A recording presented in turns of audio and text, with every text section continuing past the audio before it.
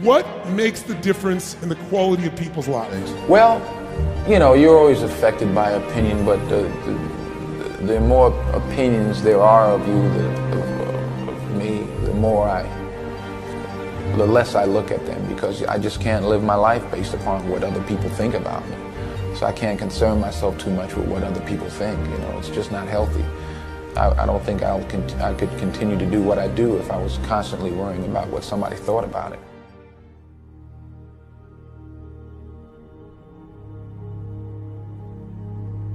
You cannot win the war against the world if you can't win the war against your own mind. 99% of people are not willing to do what it takes to make their dreams come true. The Marines have a saying, everybody wants to go to heaven, but nobody wants to die. And that's just real. At the center of bringing any dream into fruition is self-discipline. Something as simple as food and eating, it's not about your body as much as it is about your mind. It's getting command of your mind to be able to choose actions that are in your own best interest. A lot of people are just trying to change. A lot of times, like I just did a podcast on habits, right? How to be able to adopt new habits and also delete and get rid of, break bad habits, right? And so a lot of people always want to usually make a change on behavior. They want to get themselves to work out. They want to get themselves to meditate. They want to get themselves to read more each day. They want to get themselves to X, right? Or they want to stop some behavior. They want to stop smoking. They want to stop eating this food. They want to stop, I always tell people, stop checking your phone the first hour of the day. You've heard this many times, right? You win the first hour of the day, you win the day. Every day, we are choosing shit that's not in our own best interest, right? So if the world is attacking you and the world wants to fight you and the world's trying to hold you down, so you're gonna kick yourself in the balls? So you're gonna stop yourself from getting what you dream? When I want to transform or transcend or make a real positive change, I'm looking at all the other areas of ourself. So I'm looking at, for example, our environment. Are people setting up their environment to win?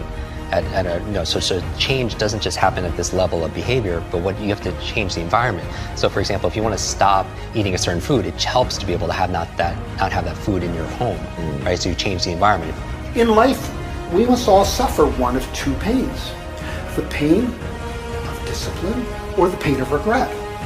I'm asking you, choose wisely. So whatever it is that you're trying to achieve in life, the critical component is getting things done, and getting things done in a systematic way.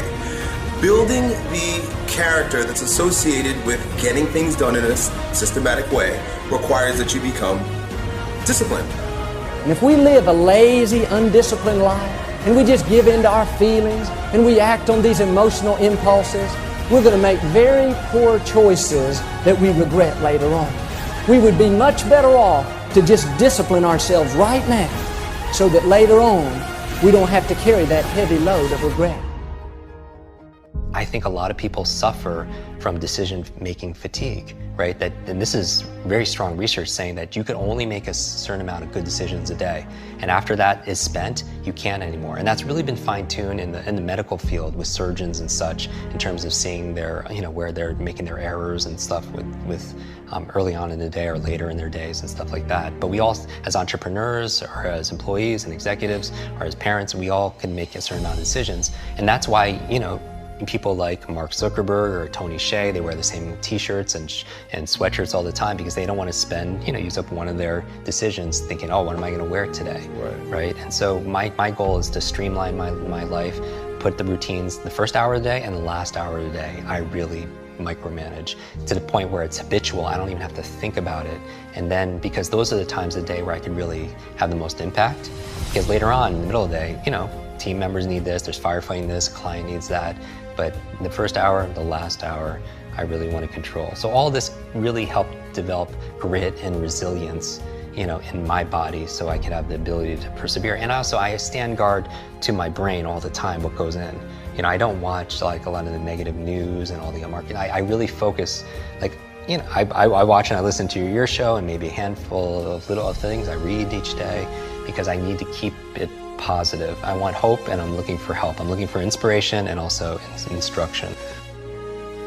Self-discipline is the definition of self-love. When you say that you love yourself, that means that you have behavior towards yourself that is love. Like you say to yourself, hey man, look, I know you want to eat that pizza and it'll be really good, you know, but I can't let you eat that, man, because if you eat that pizza, you're going to feel like shit. You know, and I love you too much to let you eat that. And I think the word discipline has kind of gotten a bad name. We think about it in terms of punishment. I'm not talking about discipline in that way. I'm talking about discipline in the sense that you forego immediate pleasure for the exchange of long-term self-respect. Self-love is when you say to yourself, man, look, I know you and that girl got a real connection. I know y'all vibe, but that's your girl's cousin. So I love you too much to let you do that. Self-love is, hey, look, I know you got a test on Monday, you know. I know you really want to go out with your friends. It's Saturday night, you want to go out, but if you fail that test, you're not going to feel good about yourself. You know, I love you too much to let you go out tonight. Self-discipline is self-love. If you want to be happy, you have to love yourself, which means you have to discipline your behavior. The road to sustained happiness is through disciplining your behavior.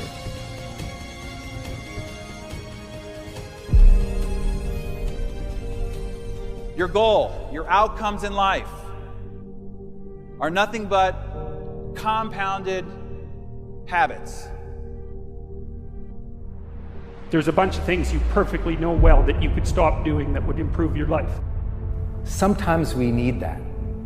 You know, maybe you need me to say it or not. Maybe you knew before you even started this video that there were some things you need to cut from life. Maybe some things that were wrong. Break habits that are not helping you become a stronger version of yourself. You see them, you know they're there. Be honest about it. If it's taking you off track, just get rid of it.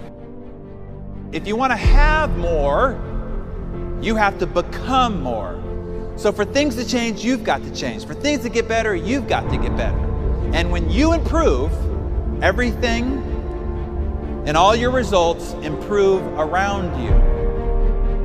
If you want to change the world, start off by making your bed. If you make your bed every morning, you will have accomplished the first task of the day. It will give you a small sense of pride, and it will encourage you to do another task, and another, and another. The little things in life matter.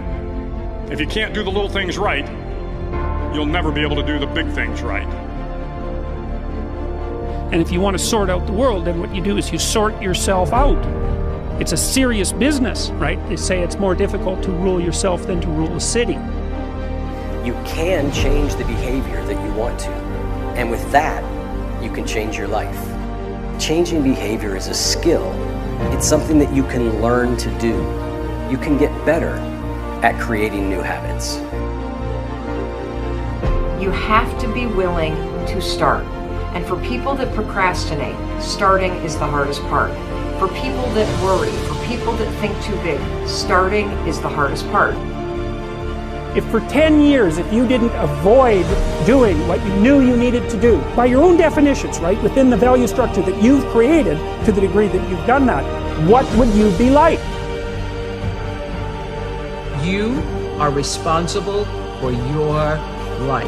And if you're sitting around waiting on somebody to save you, to fix you, to even help you, you are wasting your time, because only you have the power to take responsibility to move your life forward.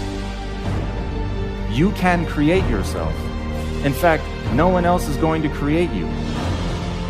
Everybody has to start somewhere. It starts with you taking responsibility for you, and saying, hey, I got to go out and get one little skill at a time. The key is to slowly grow your mini habits into full habits. Make up your mind you're going to do it every day, every day, every day, until you don't have to think about it, and then you'll automatically do it. You can't achieve great things by procrastinating more and more. The only way to get what you really want in life is to stop procrastinating and start taking action. You can change. That you can change anything you want. Start each day with a task completed. Find someone to help you through life. Respect everyone. Know that life is not fair and that you will fail often. But if you take some risks, step up when the times are the toughest, face down the bullies, lift up the downtrodden, and never ever give up. It's the repeated pushing yourself a little bit harder, like taking a little bit more risk. That's how big things happen. It's 1,000 small steps. And if you are watching television all the time and you're playing video games and you're stuck at home and you're not really living a rich and full life, that's also not anything to do with the media or society or the fact that you're tired after work. No, that's you. You're responsible for that. So take full responsibility. So if you don't like what you're experiencing and what you're producing as results in your life, you have to change your mental, your visual, and your behavioral responses to the events that occur in your life. Remember this, nothing will change for the better until you do.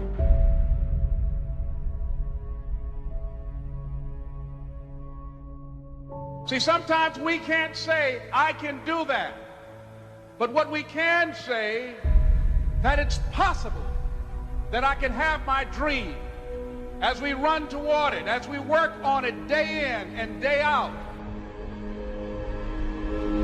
Stop making excuses. Listen to me, if you work for it, if you're willing to put in that sweat, that blood and those tears, baby, I'm telling you, you can have what you want, be what you want, do what you want. Are you hearing me? I'm here to tell you that it can be done. You can make the transformation. You can take yourself to places you never knew you could go.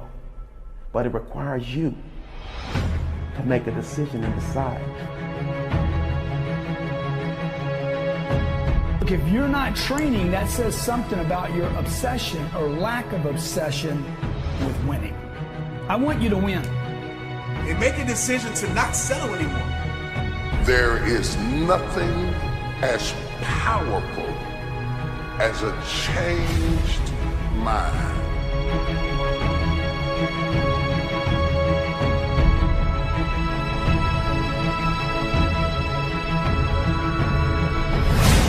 Get active. Get out there. The more active you are, the more you refine your skills, the more opportunities you uncover.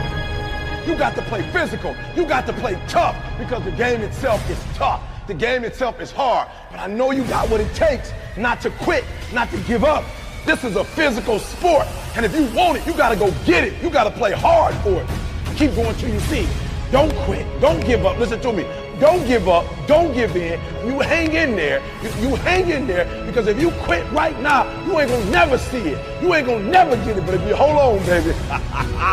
But if you hold on, everything you dreamed of, everything you envisioned, everything you worked for, it's coming. You've got to want to change and you've got to decide to change and you've got to be the one to actually change. If you keep pressing, you keep winning day by day by day by day, that the results are going to come.